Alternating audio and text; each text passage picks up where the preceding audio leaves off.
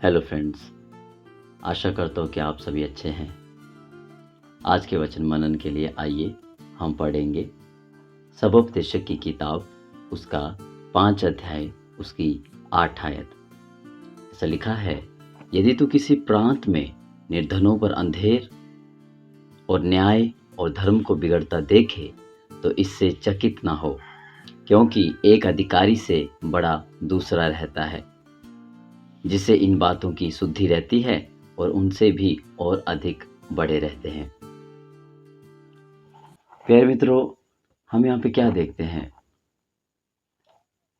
इसका एक उदाहरण बहुत अच्छा अब्राहम और हाजिरा के जीवन से है कि जब अब्राहम के पास संतान नहीं थी तो सारा ने कहा कि हाजिरा से मेरे लिए संतान उत्पन्न कर।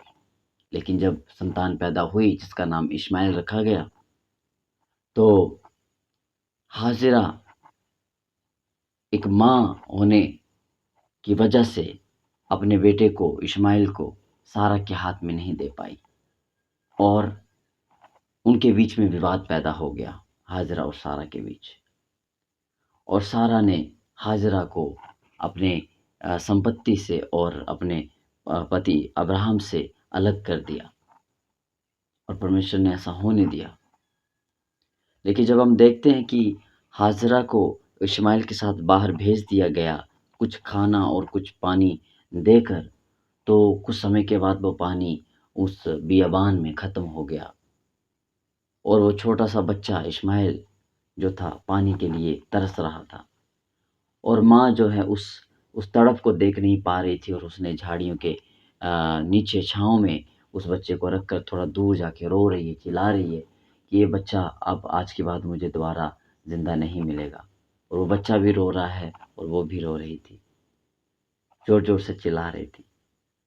उसने सोचा कि अब सब कुछ ख़त्म हो गया, लेकिन नहीं, उस समय उस बियाबान जंगल में उसको कोई नहीं देख रहा था, लेकिन परमेश्वर उनको सुन रहा था, परमेश्वर उनको देख रहा था। भले वो वहाँ पे ऐसा लग रहा हो कि हाजिरा के साथ, उस बच्चे के साथ अंधेर हो रहा था, लेकिन परमेश्वर उसकी सुन रहा था। स्वर्गदूत को भेजकर परमेश्वर ने हाजिरा से बात की और कहा कि हे हाजिरा, घबरा मत, डर मत, मैं इस बच्चे से ही बड़ी जाति बनाऊँगा।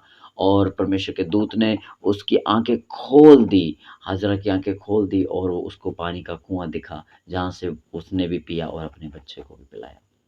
तो प्यारे दोस्तों, इससे हम ये सीखते हैं कि भले ही हमारे जीवन के हालातों में कई बार हमें ऐसे लगता है कि हमें कोई नहीं देख रहा, हमारा कोई न्याय नहीं कर रहा, हम पे अंधेर हो रहा है, लेकिन मैं आपको याद दिलाना चाहता हूँ कि भले ही हमारे ऊपर अंधेर हो रहा हो, लेकिन परमेश्वर को इस चीज़ की शुद्धि रहती है, आपके खुदावंद को इसकी शुद्धि रहती है और वो सही समय आने पर आपका न्याय ज़रूर करेगा। सो आइए हम प्रार्थना करें।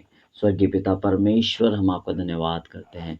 हाँ प्रभु, जैसे आपने हाजिरा और इश्माइल के जीवन में परमेश्वर वो खतरे के समय प्रभु जब उनकी कोई मदद नहीं कर पाया, तो आपने उन्हें पानी पिलाया, आपने उनकी रक्षा की। हाँ प्रभु, ऐसे ही जो भी भाई और जो भी बहन इस समय अंधेर से होके जा रहे हैं, अंधेर से पीड़ित है दूसरों के द्वारा, हे परमेश्वर उनका न्याय आप करें, उनकी रक्षा आप करें, उनकी ज़रूरतों को आप देखें परमेश्वर। और उनके ऊपर जो भी अंधेर हो रहा है, उस अंधेर से परमेश्वर आप ही प्रभु जी उनका न्याय करें खुदावंद। धन्यवाद, आदर महिमा आपको देते हैं, प्रार्थना यीशु के नाम से मांगते हैं, आमीन।